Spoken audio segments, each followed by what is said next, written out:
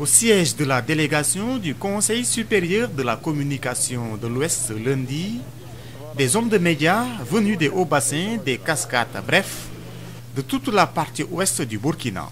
Mission du jour, dire au revoir à une consoeur. La consoeur, la présidente de l'organe de régulation des médias en fin de mandat. Rencontre d'au revoir certes, mais aussi de bilan de 6 années passées à la tête de cette institution.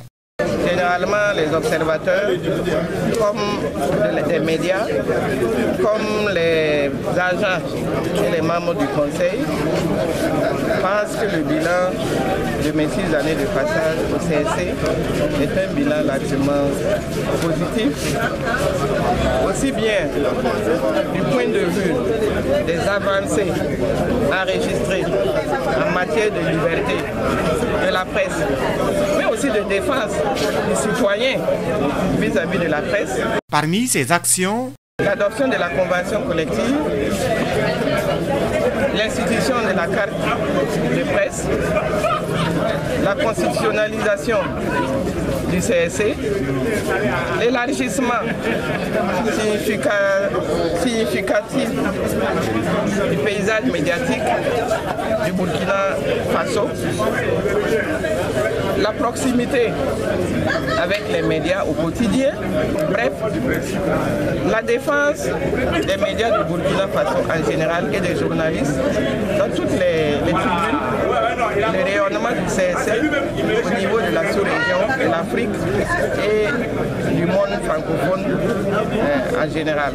Un bilan satisfaisant qui trouve l'assentiment de toute la famille des médias de l'Ouest, une famille attristée qui commence déjà à émettre des inquiétudes. Elle travaille formidable, une femme honnête, franche, un exemple pour l'État. Il n'y a pas autre chose, c'est un exemple pour l'État. Elle respecte ce qu'on appelle la chose publique. Ma grande inquiétude, la barre est assez haute, elle sort pour la remplacer. Bon, on dit nul n'est remplaçable, certes, mais le moment n'est pas approprié de changer cette date-là. On devait attendre après 2015. L'œuvre humaine étant toujours perfectible, il va de soi qu'il reste encore à faire. Et à cela, les médias de l'Ouest attendent du nouveau président du Conseil supérieur de la communication. C'est de maîtriser les acteurs pour les élections qui arrivent. Et la situation est dans un angle vraiment très dangereux. Il ne faut pas pousser trop la presse. Il ne faut pas aussi laisser trop la presse aller. Il faut savoir trouver le juste milieu et utiliser beaucoup la diplomatie comme Mme Damiba. Elle est très diplomatique. Après 6 années passées à la tête du Conseil supérieur de la communication, Béatrice Damiba part avec le sentiment d'une mission accomplie, mais estime néanmoins que des défis restent toujours à relever. Et parmi ces défis, le non-respect de la vie privée, donc le traitement déséquilibré de l'information, notamment politique,